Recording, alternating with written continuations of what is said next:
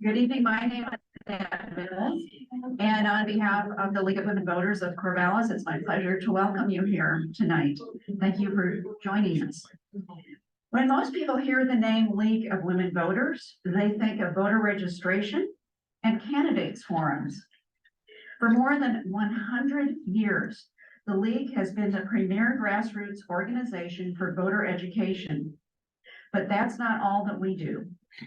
At the local, state, and national levels, the League is at the forefront of identifying and addressing key issues in our society.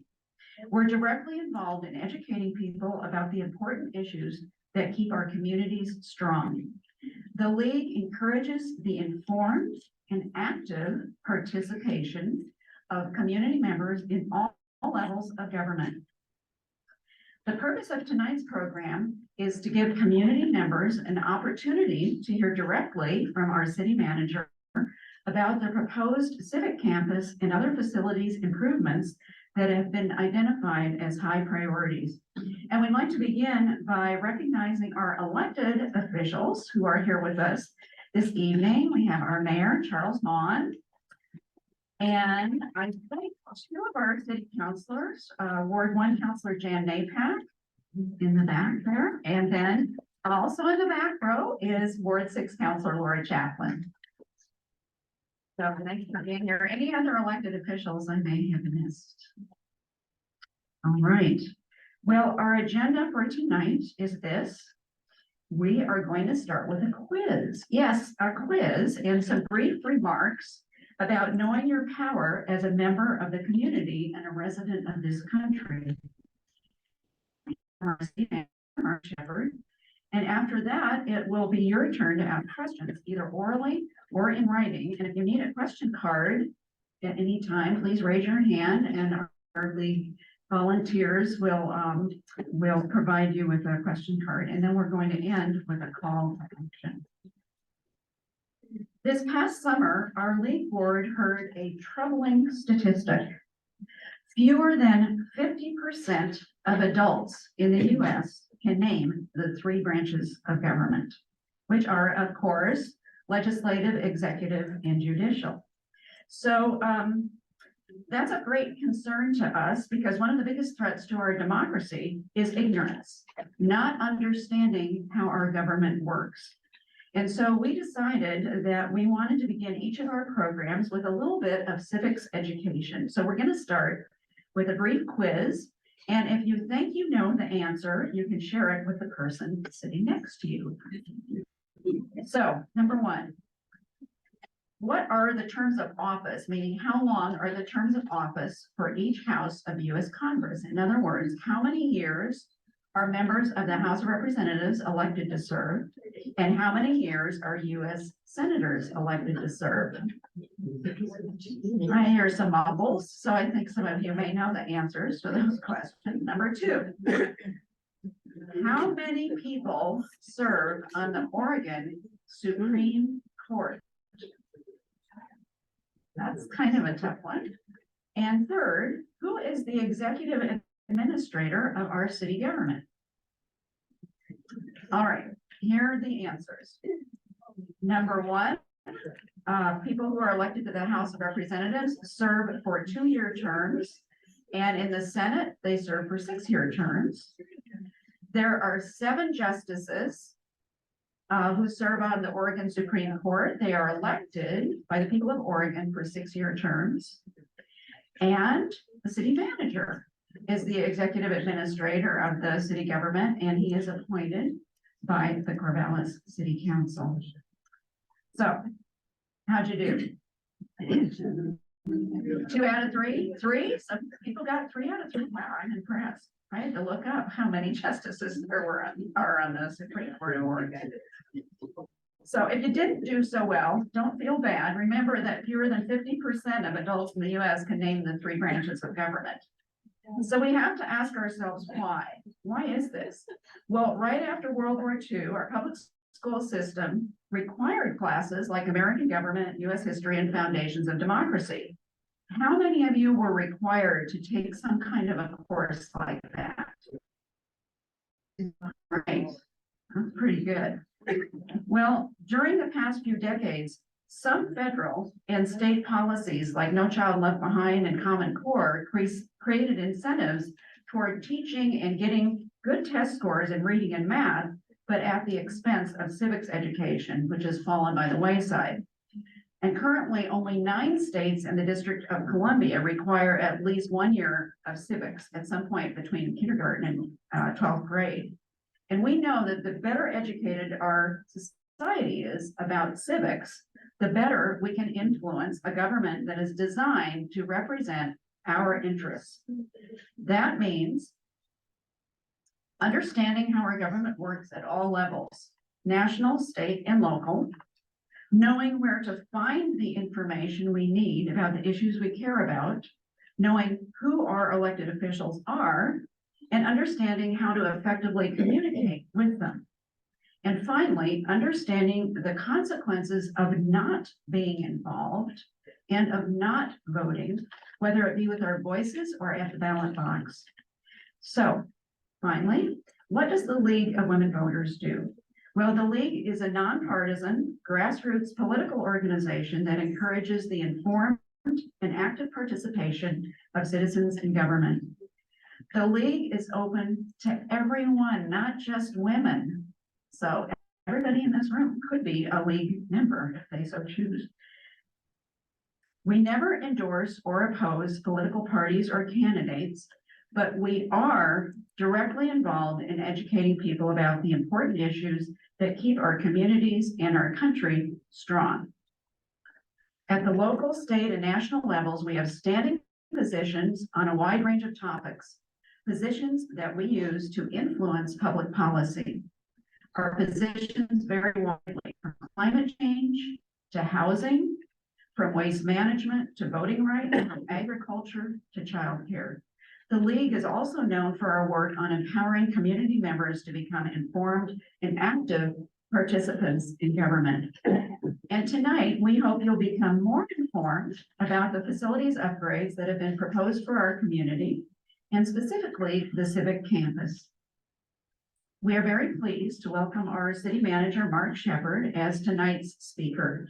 Mark has been the Corvallis City Manager since 2015. He is an OSU graduate and a 30-year resident of Corvallis. Before he became city manager, Mark spent nearly 23 years working for the City of Albany in a variety of positions. Just prior to becoming city manager of Corvallis, he was serving as the assistant city manager of Albany, as well as being in charge of the public works and community development departments, and that's a lot of hats to wear. So please welcome Mark to the podium.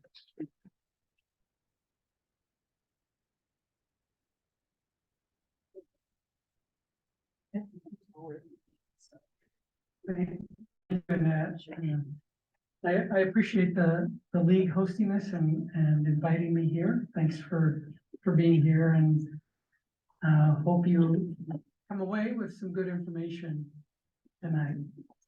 So as Annette said, as the flyer said, I'll be talking about Civic Campus as a focus. But before I get into the Civic Campus, I do want to give some context on what the city is doing regarding facilities in general, because context is important. So here's some information regarding where we've been so far to date. And as you see, we've been working on this since 2021. So we already have almost 3 years under our belt as far as work on this effort. And if not for COVID, we probably would have started about 2 years earlier. So I'll get into some of these milestones as I work through the presentation. So again, context is important. Facilities in general. Why are we even looking at facilities? I think it's important to remember, while the city has not invested in new facilities over the years, you can think of facilities as any other tool, just like a lawnmower for our parks, a fire engine, a dump truck. The buildings that we have our staff in, that we use to deliver services to the community, are just another tool that we must take care of and invest in. So what we started out with was an assessment of our facilities. What do we have? What is the condition? What are the issues that we're facing? And so we hired an architectural team to do that assessment again, starting in January of 2021. And we assessed 17 separate facilities. And this assessment was focused on really those areas that staff uses to deliver services. So we did not assess the library and looking at more space for collections and that sort of thing. It was really all these different facilities where staff who you may see out on the street delivering services, where their equipment is stored, where they do their functions while they're not out in the community. So this slide shows you a summary of these 17 facilities and the condition that they're in. The facilities were looked at for function as well as condition. They were ranked on a scale of 1 to 5. And I'm going to have a few slides here, and at the end I'll give you the web address where all this information is. We have a very robust web page at the city where you're going to be able to pull up this information. But in summary, our 17 facilities had an average rating of about 2.58 across that scale of 1 to 5. And again, this is an assessment that was completed in 2021. So as time continues, as years tick by, those conditions continue to deteriorate or be challenged as you look at operational issues, as we look to have additional staff and whatnot.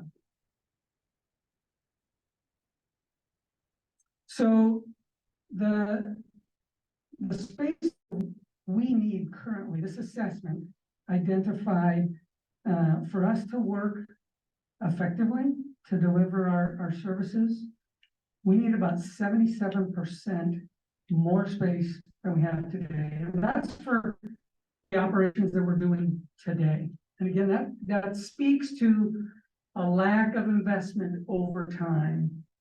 I think it's important I caveat this information. That 77% isn't just building space for staff.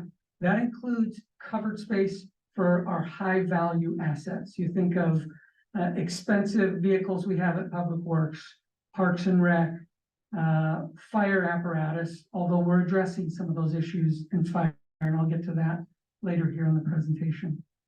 And then as we look out to 2040, we asked the architect, what's our needs out an additional about 20 years?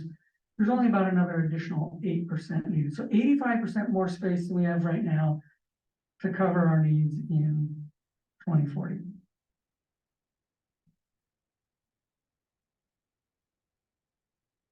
So some key findings in that assessment. Again, I'm going to give you the webpage. I really ask that you go in and take a look. There's a lot of good information and all the detail behind this. But our portfolio does not, it's not really configured to support our modern operations. The aging facilities are energy efficient, so they don't perform well from a sustainability standpoint. And they really have an outmoded approach to equity and accessibility across not only staff, but even for the public. And that impacts both staff and visitors.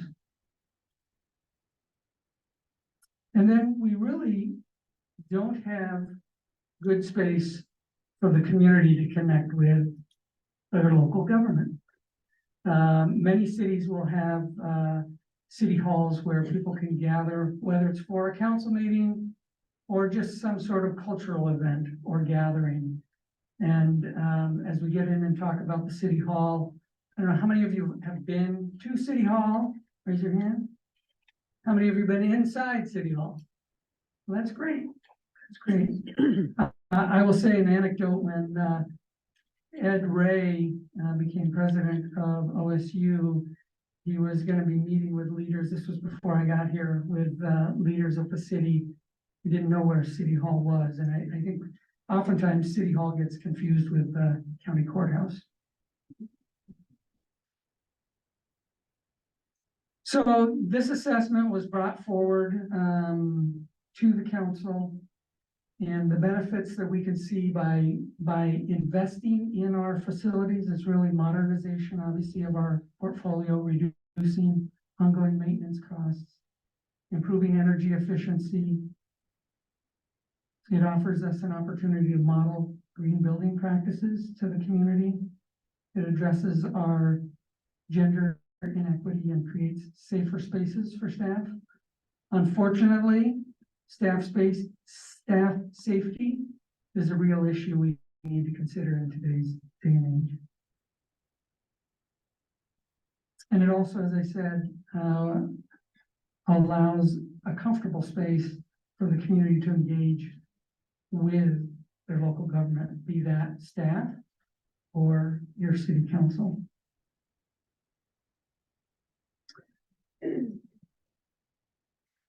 And if you look at these, they align really well with our Vision 2040.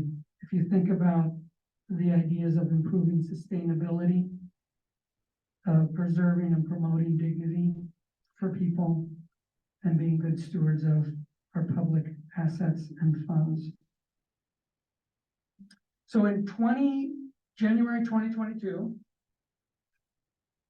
the City Council adopted this. It's our citywide facilities strategy. Again, this is on the webpage, the web address, a lot of good information. And so that charts kind of this large core. It identifies what are our issues and what are some solutions, conceptual solutions to addressing the issues that we found with our facilities. And I'm going to stop here just for a moment and bring you up to speed of what's happened since the adoption of this plan. And this will segue into the conversation about the Civic Campus. So we were fortunate to have federal funding through ARPA that came to the city, and the City Council designated funding for the renovation or remodel of Fire Station 2 and 3. And Fire Station 3 was just completed, the renovation. We had a grand reopening just a couple weeks ago. And that's the fire station on Circle Boulevard.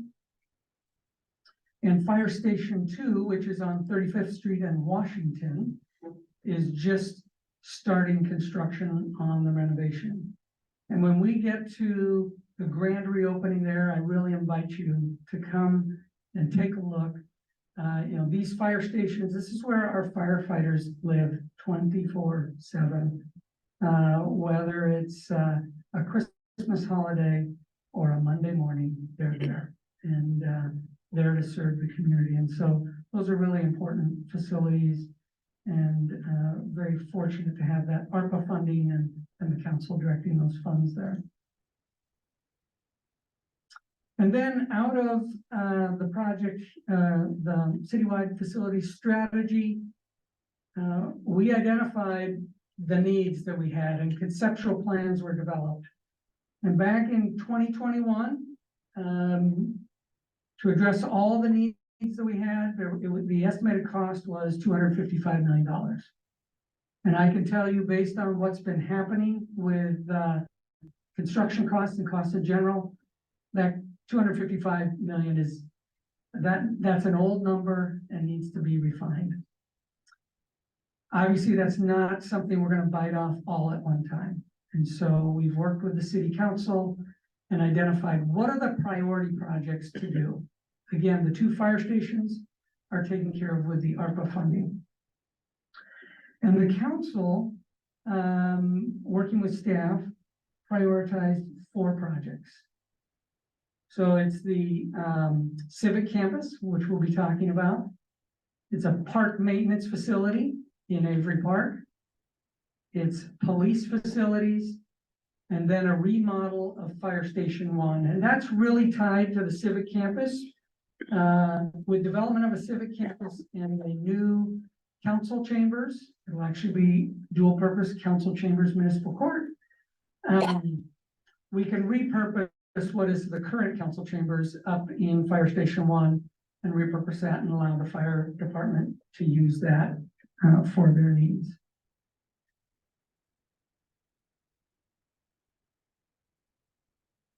So getting to Civic Campus and the specifics there. So as we work through the Civic Campus and the goals for that Civic Campus, we identified these items: consolidating separate customer service locations into one location. It's a one-stop shop thought. If you want to get a parks permit and need to pay a utility bill, if you don't do that online, although I recommend you do, you can do that at one place. To improve safety for both the public and staff, again, that is a reality we are dealing with, and our facilities were not constructed with that in mind, the facilities that we're in. To try and leverage property as much as possible that we already own. And then also to forward the vision of Madison Avenue. So I'm gonna talk a little bit about the Madison Avenue vision, because that does have a significant impact on what we want to do with the Civic Campus, and I think rightly so. So the idea of Madison is a important corridor and connection between Oregon State University and downtown and the riverfront has been something that was identified first that we found in 1920. So this isn't a new idea. I wish I could take credit for it. Obviously I can't. There's actually been a lot of work that's been done regarding the Madison Avenue corridor. We have a Madison Avenue task force. And just several years ago, there was a celebration of the improvements between 9th and 11th, where there were significant sidewalk pedestrian improvements there, celebrated both by the university and the city. And this idea of that connection and the importance of Madison Avenue was, from my reading and understanding, one of the reasons the city purchased the existing city hall back in the 1950s. And it purchased the city hall as a temporary city hall. Not too bad for 80 years later. So here's Madison Avenue, just again, the idea of that corridor and that connection between the university and the waterfront, and a civic campus or civic center has always been part of the vision for that Madison Avenue corridor. And there's been different renditions of that. Some joint facilities between the city and the county. Obviously, the county has made other decisions regarding their facilities. And so the city, though, ourselves, we're not abandoning that idea. We believe it is important for that corridor. And as you see, the Civic Campus between 5th and 6th really is about a halfway point between the university and the waterfront. And there's some exciting commercial opportunities along the Madison Avenue corridor at the waterfront. The Obi Company, this is a company that has developed the 5th Street Market in Eugene, has acquired property on either side of Madison Avenue, there along the waterfront, and is planning commercial development there. And so it's going to be an excitement of revitalizing downtown and this corridor. And I think there's an amazing opportunity for the Civic Campus to be a part of that greater corridor.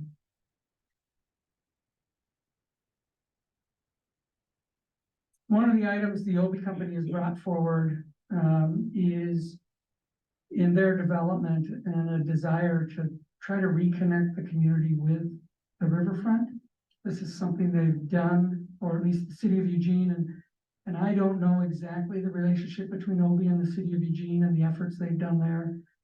But the idea there at the end of Madison to make some reconnection and overlook, not necessarily access down to the river, but being able to see the river from Madison with some sort of overlook and make that a destination point along the corridor.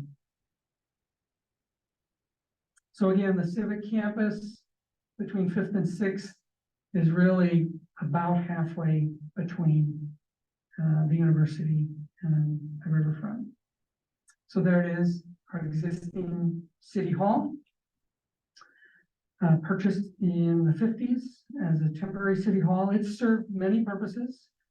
Built as a church, it served as, I believe, an OSU dorm, as the USO, and then now again, since the 50s, as City Hall.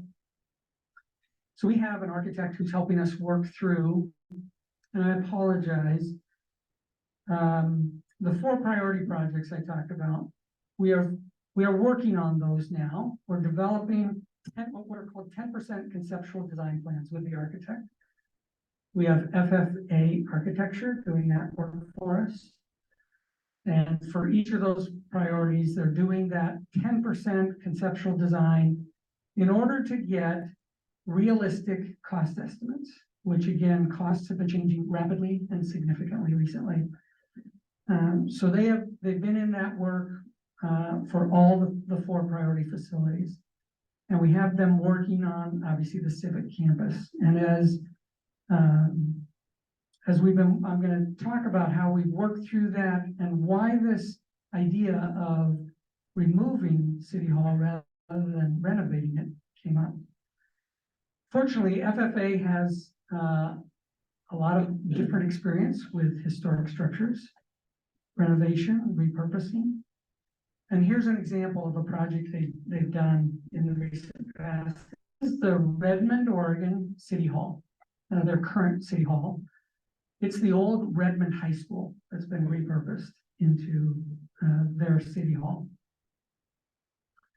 And it really lended itself well for a City Hall. You think of the large rooms with cafeterias, gymnasiums, kind of that structured classroom cadence through the building, large open spaces, easy to repurpose.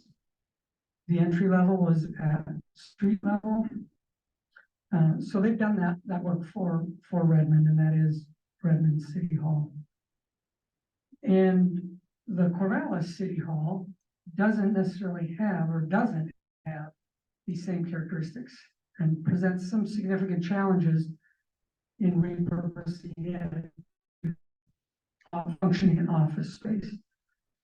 The one thing City Hall has as an old church is an old sanctuary, and that can function well as a council chambers and municipal court.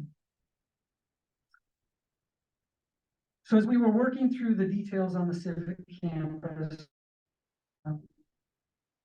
we try to think about these investments in long term. Again, just the fact that we have not invested in our facilities over years, it really tells us as we make these investments, we need to not just think about today, but 4, 5, 6 generations out. These are big decisions that will live on well past any of us. So in our facility plan that was adopted by the council in January 2022, the concept that was developed was to renovate the existing City Hall for municipal court and council chamber purposes, to build a new administration building along 6th Street, fronting 6th Street, excuse me, and then develop a lobby that ties and connects the council chambers, a renovated City Hall, with the new administration building. As FFA, our architect, was working through that, as they looked at the goals and outcomes that we were looking for, the values of the community, they saw a lot of challenges with trying to meet those outcomes and values and goals. And so they presented an alternative solution for consideration. And that is removing the existing City Hall and building a new facility where the public space, the council chambers, large public space, faces and connects with Madison Avenue. And then the administrative space is tucked in behind that. Preserving the transit center that we have there. I think that's another key piece to the Civic Campus, is easy for people to get there on transit. Yes. Can you just point out which street? Yeah, so the word option 3, that's Sixth Street. So this is a view looking towards the river. And along the blue lobby public access, that's Madison Avenue. Thank you, I appreciate that. Again, it's between 5th and 6th. And the blue lobby is fronting Madison Avenue. And so they brought that forward to staff. We asked them to work on developing that concept, to bring that forward ultimately to the council. And Gary, here's a picture to give you, hopefully orient you. Again, the front part where the word Civic Campus is, that is where council chambers, municipal court are, and public space. And then the other half of the building is administrative space with the transit center there. Here's a rendering of what the building could look like. As you can see, it connects with Madison Avenue. Madison Avenue could be reimagined, redesigned to really be an all users street. Elimination of curbs where people on foot, on bikes, feel just as comfortable as anyone in a vehicle. Potentially could be closed down for events. Here's a street view from Madison looking at council chambers. Again, you see there's street level access. It's open, it's inviting, it's welcoming, it encourages participation, transparency, your government at work. To the right in this building there is the municipal court and council chambers. What's framed there on the left half, or left 2/3, would be the public access into the building, accessing where staff is, the counters, that sort of thing. And then inside, as you walk through those doors, you have the stadium seating that could be used for cultural overflow for city council meetings. And here's a view from essentially those stadium stairs into, again, that open, transparent council chambers.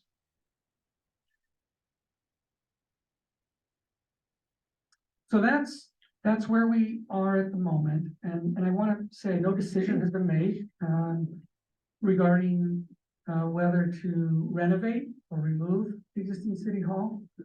The concept was presented to the council on October 19th. And our next steps are to do a public engagement process regarding that question. So in January, we'll be bringing forward the other 3 projects to the council with 10% designs, so they can see those concepts.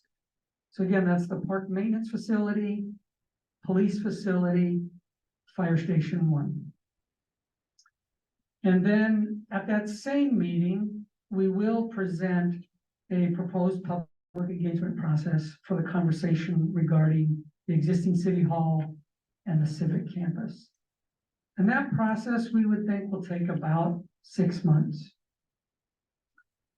And then we hope that in July, we'll have the answer about which direction we're headed with the Civic Campus and the existing city hall building. That information drives cost data. And so we can't bring cost data forward until we know what that decision is. And so then in the summer, we're targeting July, we'll bring forward what are the costs for these 4 priority projects. And we'll bring forward proposals for how those might be funded. The council will consider that. The council will consider which projects to move forward. They'll consider how they might want to fund those projects. And obviously those decisions and discussions are intertwined depending on which projects move forward, how much they cost, and how we might fund those. Ultimately, with a goal to start moving forward with whichever project or projects the council identifies to move forward into actually design, funding, construction. So that's a look ahead in where we're hoping to be regarding in the Civic Campus. As promised, here is that webpage. That webpage, and you can find it very easily if you just enter the city's webpage and type in city facilities. You should be able to find this rather quickly. And actually, we probably would have been good for me to have maybe a QR code that people could scan. We'll work on that. But this, as I said, this webpage has a whole lot of information. It has this whole document. It has pictures of our current facilities so you can see inside. It has all the interactions that we've had with the city council. It has our staff reports. It has minutes. It has links to the videos. So you can go there and see how those conversations unfolded, what information is there. It has a timeline of key events and a whole lot more. So I really encourage you to take a look at that webpage.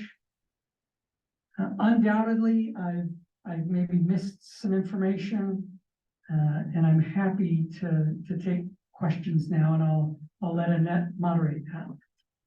Thank you, Mark. All right, thank you so much. And yes, for the Q&A, we have some guidelines. You can ask your questions either orally or in writing. And if you need a question card, Laura and Connie in the back, all you need to do is raise your hand and they'll give you a card, and they will also collect your question cards. And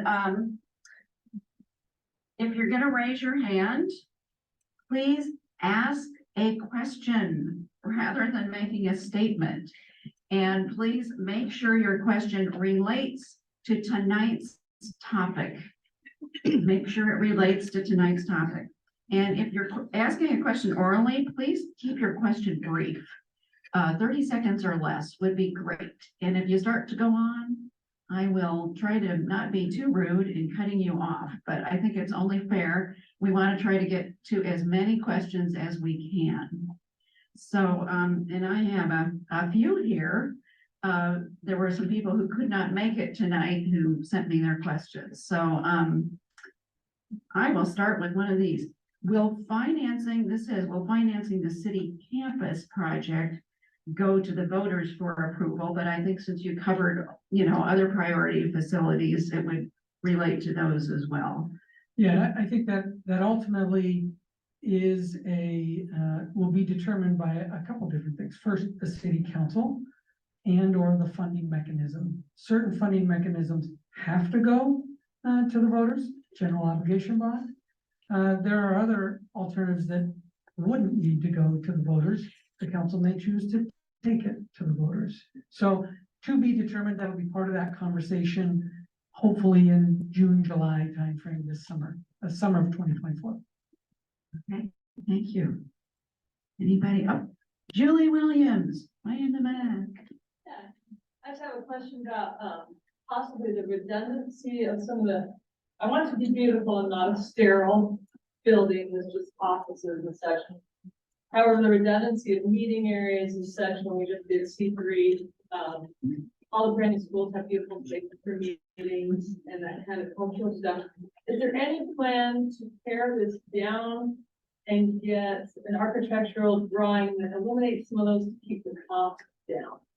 So I'm going to try to repeat the question because we have folks who are also watching the program online who couldn't hear your question. Are there possibly some redundancies in the Civic Campus with some other facilities we have in the community, C3, the Corvallis Community Center, some of our schools that have recently been renovated or rebuilt, and to keep the cost savings down? Is that fair? Is that okay? Yeah, so I wouldn't say there's any plan right now to do that. That could be part of the conversation as we start looking at what is the cost of these improvements. I will say, as we launched into this work on the Civic Campus, one of the things we heard loud and clear from the council, and I do believe it's from the community, reflects the community, is what's in it for the community in a civic campus. It's what would be most expedient for the city to do is to just go build a sterile administration building where we can be very efficient. Maybe it's not downtown, but we see a bigger vision here, and what's in it for the community. And again, part of that is that connection between your local government and you as a community. Those are value questions that ultimately have to be answered, but the direction we are headed in is trying to build something that isn't just expedient.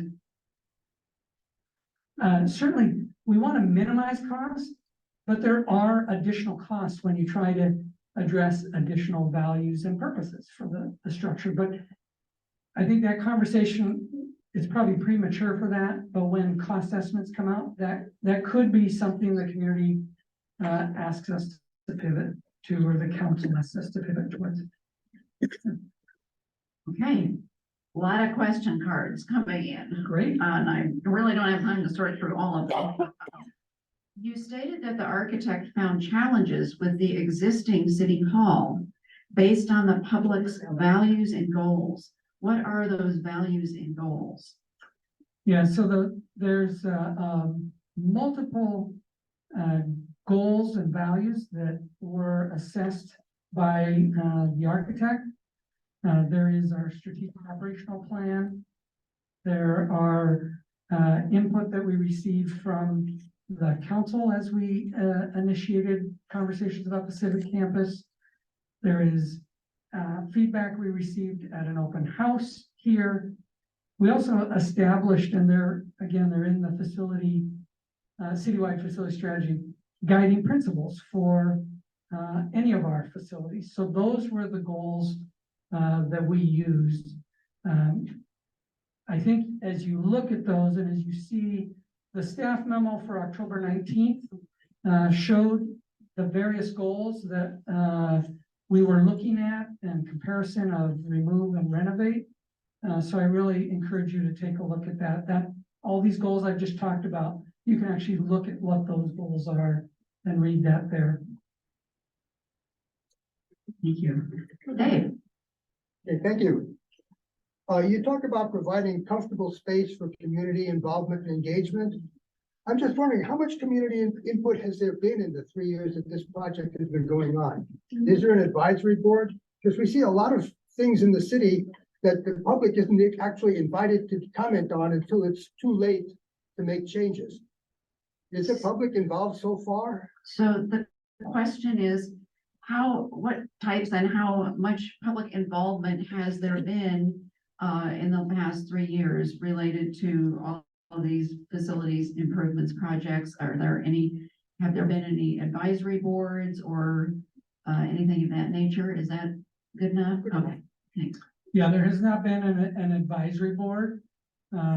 Specific outreach the city has done is through our webpage, our mailings, our social media, obviously through our work with the city council. All that is public. We have this webpage we developed. As we move forward with this specific conversation on the Civic Campus, there will be a robust civic engagement or community engagement process. Again, we'll be discussing that in January with the council and trying to put the wheels on that for the next 6 months. As far as anything else, there has not been, again, an advisory board. We did have an open house. It was January of 2022, maybe, I think. Yeah. Okay. Thank you. What happens to the buildings across the street, which currently house the Madison Avenue Meeting Room and Municipal Courts? Yeah, so that property could be repurposed, or it could, for city or civic uses. It could be sold for public purposes. So that is to be determined. The Santa hat, I'm sorry, I don't know your name. Okay, so quick question. We're currently in the middle of the biggest transformation in work in probably 100 years, the work from home revolution. There are big national banks that are facing insolvency right now because of investments in commercial real estate. Something like 40% of small business office workers are currently working from home. So if we're planning for the future, we need to consider future modalities of work. What portion of Corvallis's current office employees work from home, and what do you project that number will be in the future in your planning decisions? The question is, we're seeing transformation across the country in terms of work, people working remotely versus working in office spaces and so on. So do you have a sense of what the current ratio is with city government right now? And is that being taken into the projections for the use of the new buildings? Is that a fair? Yes, that's fair. Thanks. Yes. Yeah, so we do have a work from home policy that would allow staff to work remotely up to 50% of their work week. Of our 550 employees, the last number I saw was about 25 people taking advantage of that. I think it's important to remember most staff have to be on site to be doing their work. If you're in the police department, fire department, public works, parks.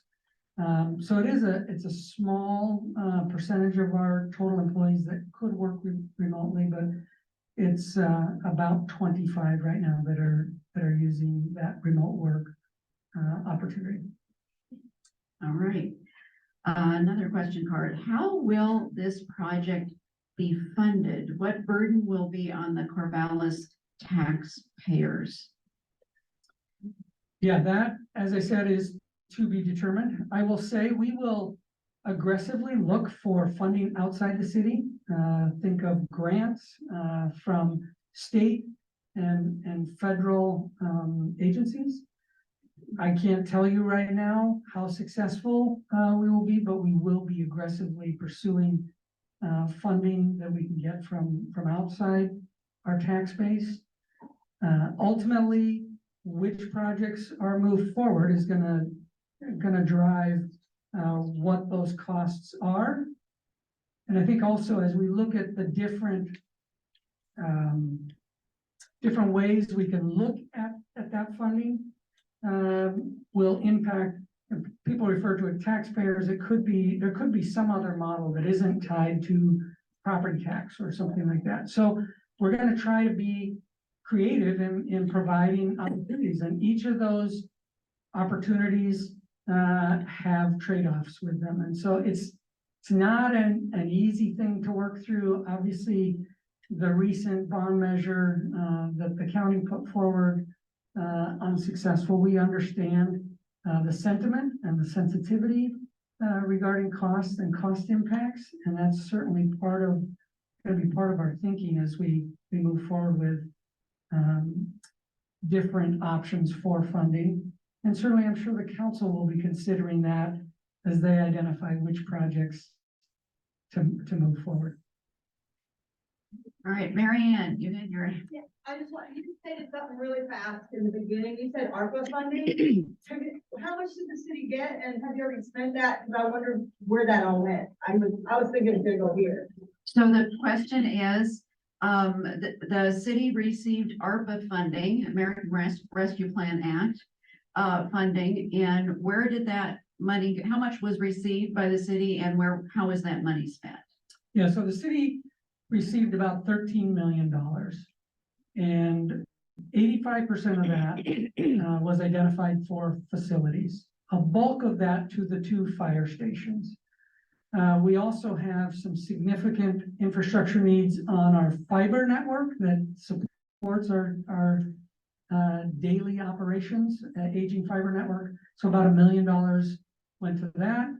And then the other 15%, which is about 1.9, almost $2 million, is designated for social services and community funding. And that funding has not yet been released. There's been multiple funding sources that have come in that generally has a lot more strings and restrictions on it. And we're trying to use that money first and use the most flexible money, the ARPA money, to fill in at the end. So that is something we will continue to work through. We have until 2024 to do what's called obligate the money, identify where it's going to be spent.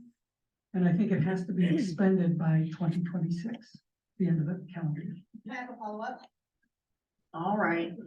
Would you be open to considering an advisory board around this project, just because there's a lot of professionals in Corvallis that build buildings, and I just think if you use them, you might get help. So I just wondered, if you be open to it? Is that a model out there in other cities or no? Would you be open to having advisory board made up of citizens to Guide the process. guide the project? Well, I think at certain levels, certainly where we're talking about conceptual designs and decisions, that sort of thing. Getting community input is important, whether it's technical or, value or outcomes based. When you get to actually into design of a building, that really is best done with a professional architect directed through staff, because otherwise you have input from all over and it gets really difficult to move a project forward that way.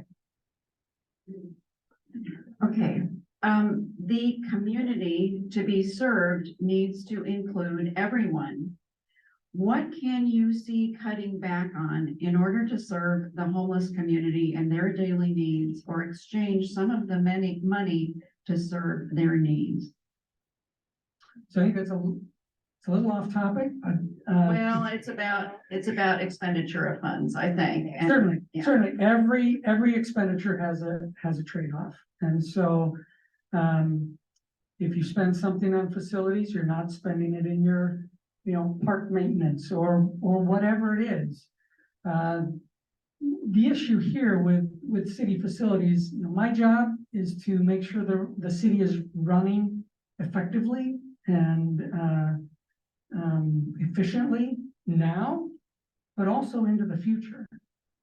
And the condition of our facilities really is a crisis. If you think of being able to continue to operate effectively and efficiently in an equitable manner for all our employees, employee recruitment and retention is challenging. And we are hearing people who say, I'm not working here because of the facilities. We do hear that. And specifically recently, we've lost several police officer candidates. They're in recruitment with us, they're in recruitment with Albany, and they say, I'm not working in that law enforcement building. And that's true across all our different facilities and operations. Yes, sir. Yes, there is a climate action plan as part of the city of Corvallis, and is that building, is the embodied carbon going to be estimated as part of the construction, like part of the cost estimate, or all the carbon, all the negative effect to the environment to build that building and all the other buildings? So the city has a climate action plan, and the question is related to the embodied carbon in the, I'm not sure I got all your question right, but in this building versus the existing All city buildings. hall and all I the think- facilities. If I'm hearing correctly, what is the embodied carbon impact of building any of these facilities? Is that correct? That's certainly something that could be done and identified. I think the question there is, maybe at the root of the question is do we even build these buildings because of the carbon impact? Again, it gets back to, if we don't do something with our facilities, we will not be able to continue to deliver services. So whether it's a remodel or renovation, certainly we will look at that first. There are so many different competing values and goals: historic preservation, sustainability, accessibility, resiliency. We all know the big ones coming. And I think people might be looking at the city to do something when that big earthquake hits. And so all these different values, outcomes, and needs, we have to find where's that balance. And it's not easy. And there's not a solution that's going to check every box equally. There just isn't. What provision is there for parking? And I'll combine this with another one I saw. Is there going to be an underground parking garage or anything of that nature? There is no parking, additional parking envisioned here. So we would lose some parking that's currently existing on the north side of the City Hall building. Again, the transit station is there. I will say personally, I'm not interested in building more parking lots. So I think trying to incentivize staff and visitors to get to the Civic Campus in alternative modes, walking, biking, taking our transit system, certainly is something that I value. So short answer, there's not underground parking envisioned with this structure. Yes. My name is Bill Kuhn, and I have actually kind of a threefold question for you.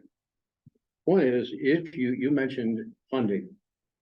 If part of that funding is going to be a bond measure, you also mentioned 2-140, which not only failed miserably, but it failed by the biggest margin ever in Benton County. So if that's the case, what makes you believe that the public is going to support any kind of a bond measure for this kind of expenditure? Number two. Can we stop there? And do you want to repeat, or you want me to try to repeat? Oh, you can go ahead. Okay, so the first part of the question, and tell me if I get it right, summarize, the county presented a bond in May. It failed by the largest margin. So why does the city even think the community would support a bond measure? That's a good question that we will have to work through as we look at what projects do we bring forward and how we fund it. You mentioned seismic. I believe that we recently had updates to the existing city hall for remodeling and seismic additions. Was that money just tossed away? And how do you propose to control the tent population that's going to occur on this lovely promenade? We can't control the tent population that's already there. We haven't addressed that issue. What makes you believe that you're going to control the tent population on this promenade, which will destroy the beauty of the project? And finally, can I stop you there and sure. try it? So that was a two-part question, if I have it right. First is, didn't the city do seismic improvements already to the existing city hall? Or are we just throwing that money away? Seismic improvements were done to City Hall in 2012. Those improvements were done through a federal grant. 75% of that $1 million project came from the feds for the 25% local match. That improvement, though, was what's called life safety. So the building will survive an earthquake to allow people to escape and not die in the building, but the building will not be functional and would need to be replaced after that earthquake. So yes, there was a incremental improvement on seismic. Second part of the question was, how will the city control tents popping up on Madison Avenue? And Yeah, I can't answer that question specifically, but what I can say is, as you develop civic space and that space is inviting and activated and people are there, that helps control behaviors. I will also say, by state law, people are allowed to sleep and rest throughout the city. Finally, understanding that we are in very difficult economic times, particularly for us who go to the grocery store and see the prices escalating, we've had to tighten our belts. Every one of us has had to tighten our, regardless of your income. What makes me believe that the city shouldn't tighten its belt and not take on an extravagant project like this? So is that a question? That's a question. I said, what makes me believe that the city should not tighten its belt and limit its spending like we have to? So the question was, everyone in the community, because of rising prices, are having to tighten their belt. Why shouldn't the city also tighten its belt? And why would you even build a facility like that? Those are valid questions as we look at how do we address our facility needs and the deficits we have. Again, the issue is we have significant facility issues for us to continue to operate and deliver services. How we address that, it is challenging.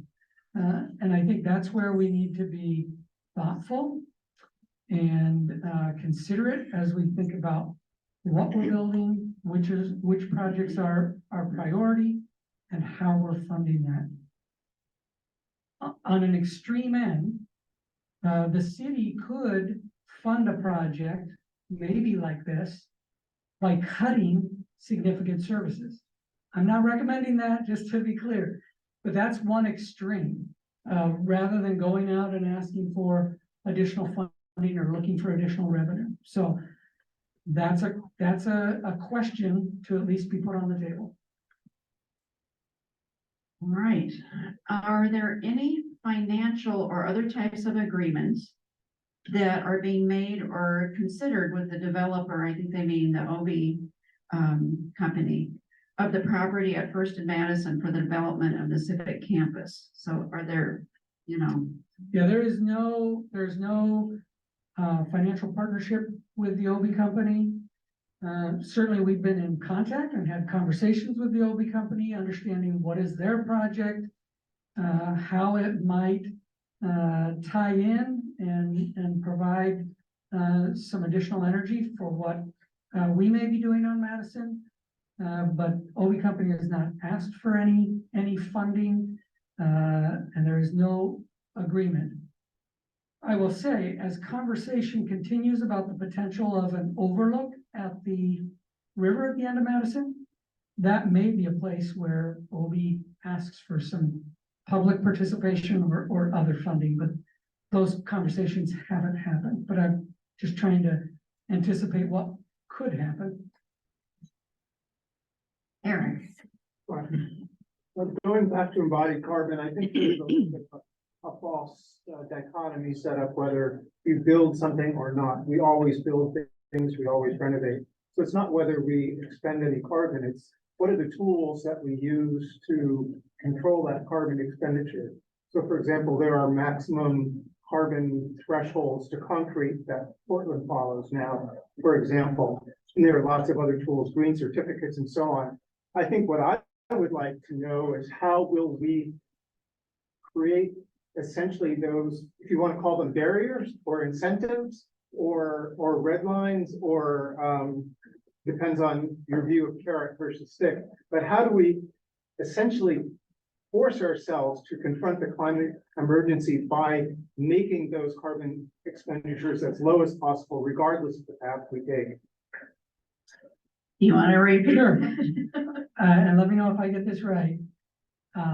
What are the levers we can pull, restrictions we can put in place as we move forward with any of these facilities to make sure we're doing as a community, as we build a facility, to minimize the impacts, carbon impacts specifically. And I think, while I'm not familiar with all the technical details, and there are levers and restrictions you can put on yourself, and you could say, you know, we're going to hit certain targets with materials, whether it's recycled materials or low carbon concrete. I'm not sure that I'm characterizing that correctly. Identifying what building materials might we use. Might you use mass timber instead of steel and concrete? I will say right now that the city has a policy to build to LEED silver standards. And I know there are other measures for buildings and the carbon associated with that. So I'm not saying LEED is the end all be all. But certainly we know that's a value here in this community, and we would work with architects, and as we work with the council, they could say, hey, here's the target you have to hit. And then we work through the technical aspects to hit those targets. Is that close? Okay. So another finance question again. What is the total debt the city council can approve without having voter approval? It's a good question. And I'm not gonna be able to give you a specific number, and I apologize. But there is, by state law, a maximum indebtedness that any public agency can enter into. And I don't recall what that percentage is. It's based on, I believe it's based on market value of property within the bounds of the city. It could be assessed value, but for some reason I'm thinking it's market value. So that's the limit on the maximum debt the city can go into. There's nuance to that question, because the city can enter debt in multiple ways, some that require community approval, some that could include community improvement approval, but may not be required. So here's an example of indebtedness that the city doesn't have to go out to the voters for. It's generally used for public infrastructure, streets, water, sewer. The city can issue what's called revenue bonds. And there are restrictions on how much you can borrow based on the income you're receiving. Those revenue bonds do not require a vote of the community. That's something the council can identify and say, yeah, we need to do that. And we are going to have the revenue through our sewer fees, water fees. So that's an example of an indebtedness we could enter into as a city that doesn't require community approval through a vote. Now, I believe it's true for revenue bonds as any other action by the council. If the council were to say, we're going forward with these revenue bonds, someone from the community, I think, could refer that to the voters. I don't think there's a restriction on revenue bonds. Any other decision the council makes regarding these fundings, community members could, even if the council has the authority to make the decision, the community could refer that to the voters. There's a mechanism for that. Can I get a clarification, please? Yes, in the back. If you could, yes, and if you could speak up. How to put this in a question? I heard you talk about law enforcement, and to the best of my ability, I understand that law enforcement as a whole acquired a campus over by HD. When you talked about having a new facility for city law enforcement, I thought the city was going with it. Am I wrong? Can you explain? Yeah, so the question was, didn't the city, there was already a law enforcement campus acquired north of town. So why is the city looking at now city facilities for law enforcement? So this is tied to the county's JSIP or Criminal Justice Improvement Project that had multiple aspects to it. A new courthouse, a new jail, a new sheriff's department, and an emergency operations center. I think I've captured as far as what's proposed for a potential campus to the north. With the failure of the bond measure, the county is moving forward because they have other funding, both from the state and bonds that the county issued, with improvements for a new courthouse and district attorney's offices north of town. They're not moving forward currently with new sheriff facilities. So we currently, just across the street behind me, we have the joint sheriff city facilities.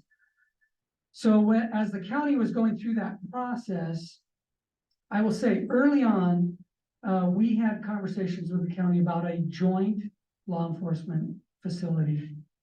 And I'm not sure all the decisions and reasoning behind it. What ultimately happened with the county proposal was a separate sheriff office out on that campus north of town.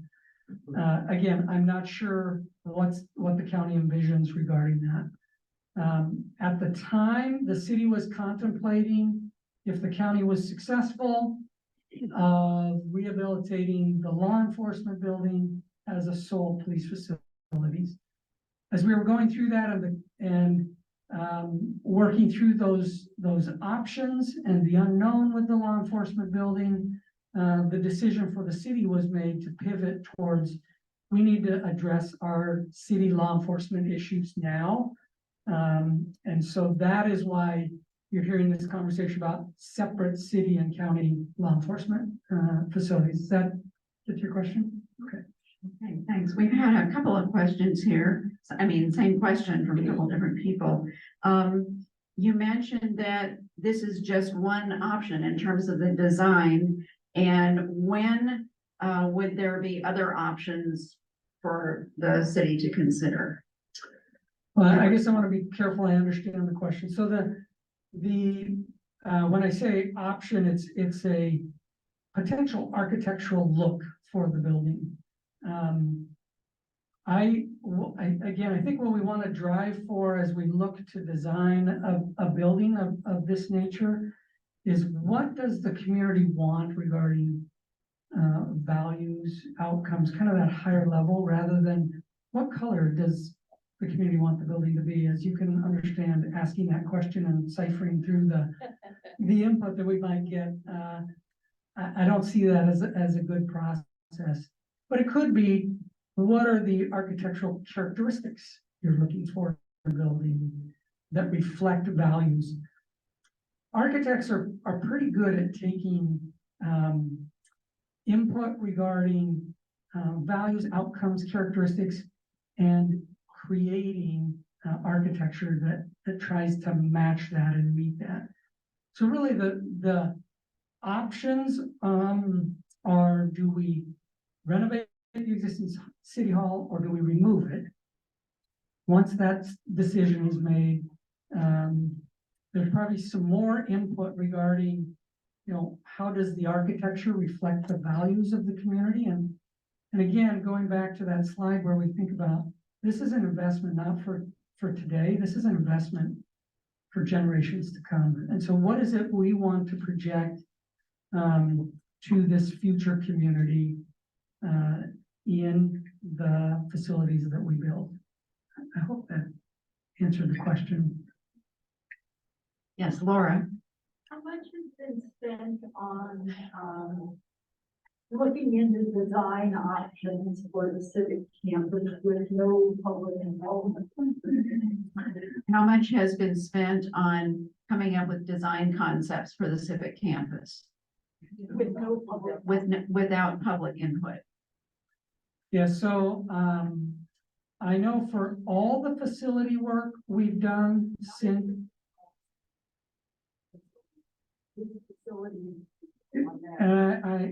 If I may answer the question, I can tell you, for all the facility work, we've spent about $300,000. That's all 4 projects. I don't have with me, and I don't believe it's broken out by facility. I will look into that and see if I can get that information, but I don't have that with me tonight. And our contract with the architect is for the totality of the work, not for each individual facility. So how does staff feel unsafe in the current space? And how would this new space improve upon that sense of safety? Yeah, so certainly nationally, you see concerns, not only obviously at civic buildings. But we have just recently had to install a bunch of interior doors that are now coded. So you have a badge. So in order for me to go to the break room, I have to go through 2 coded doors, all interior, because of the way this building is set up. Because you have an elevator that has to be accessible to the public. It's behind what would be normally the public portion of the building.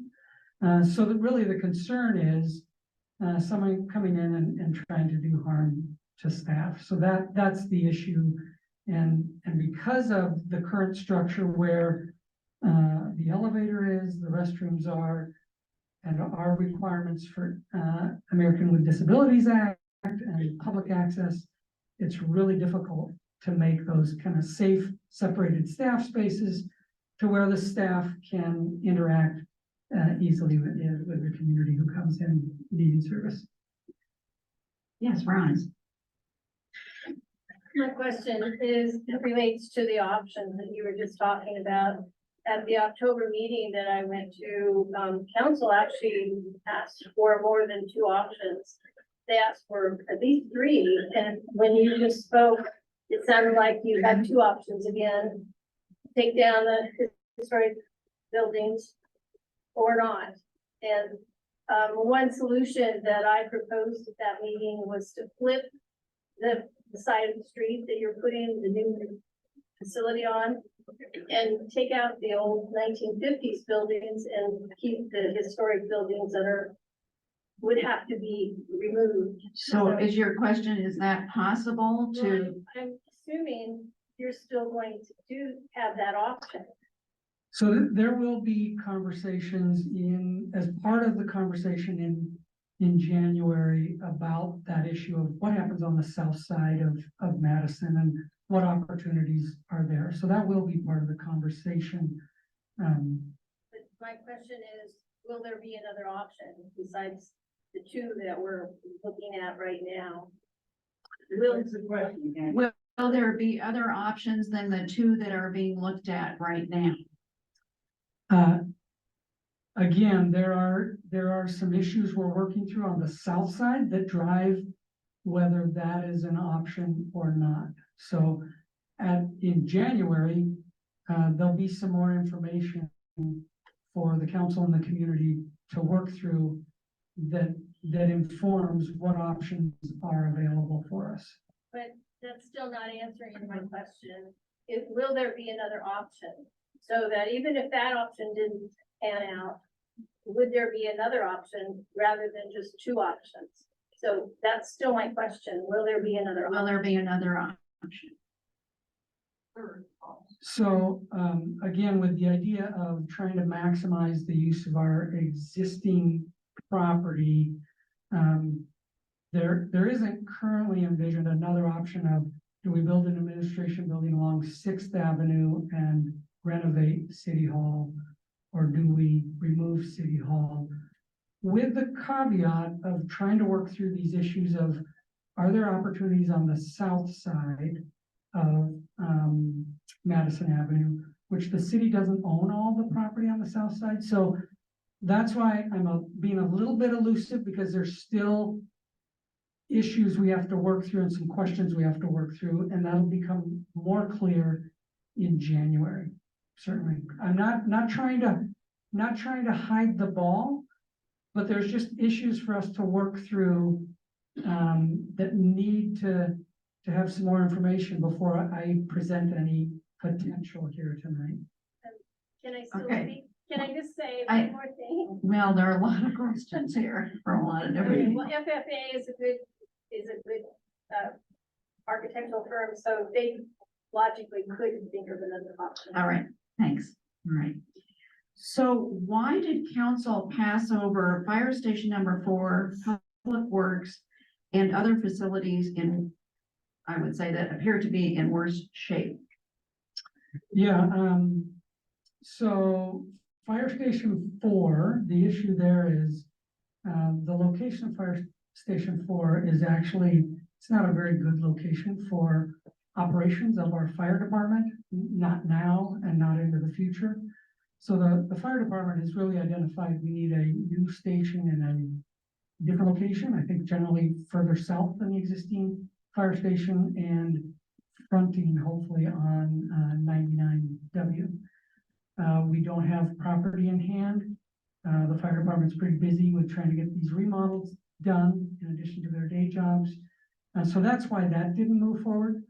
Public Works is going through a wastewater master plan, and the Public Works facilities, hopefully you all know where those are. So the staff, the operational staff are co-located where our wastewater treatment plant is.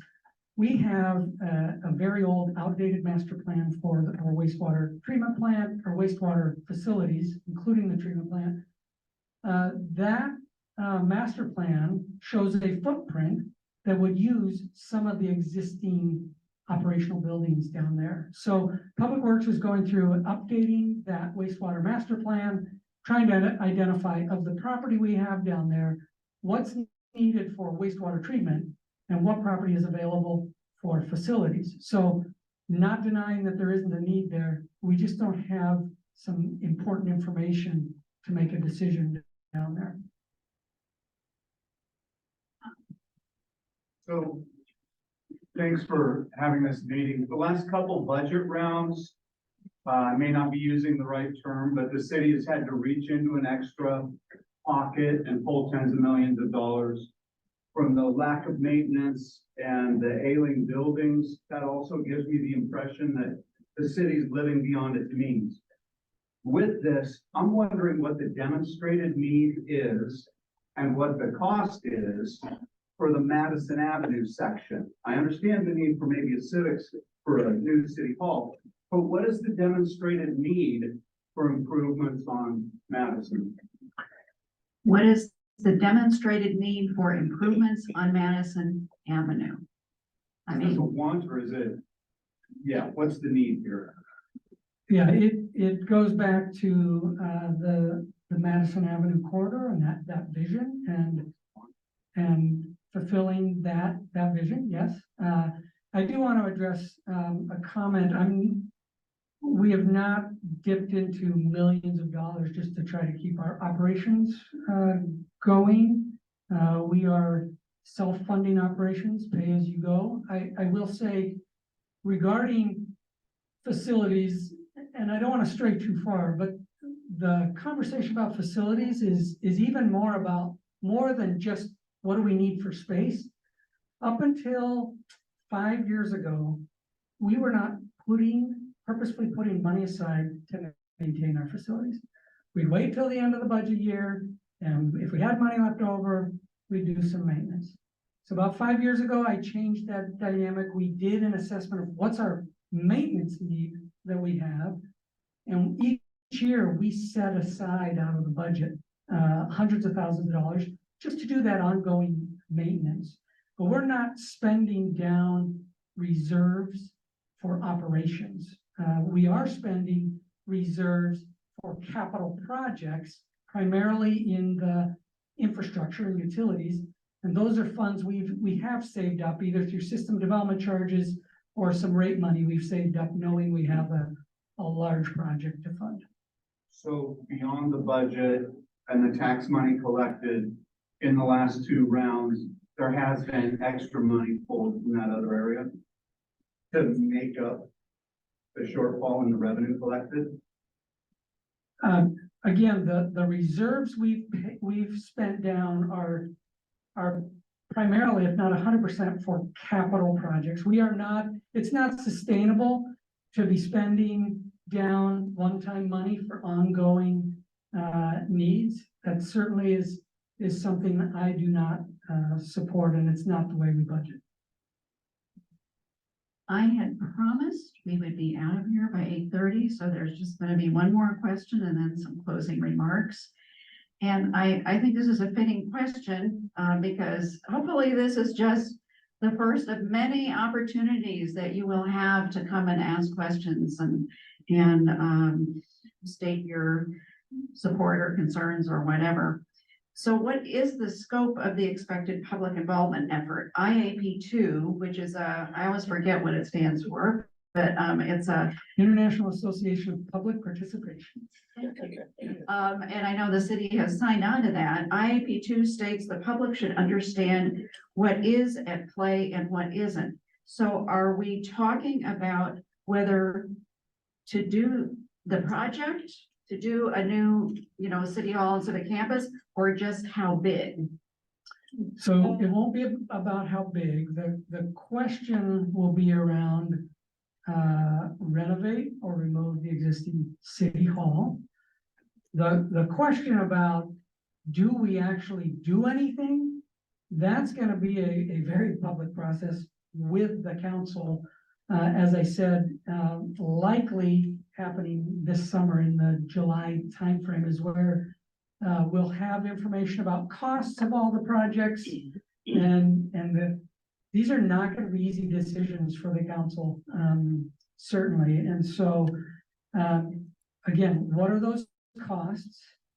What are funding opportunities / impacts?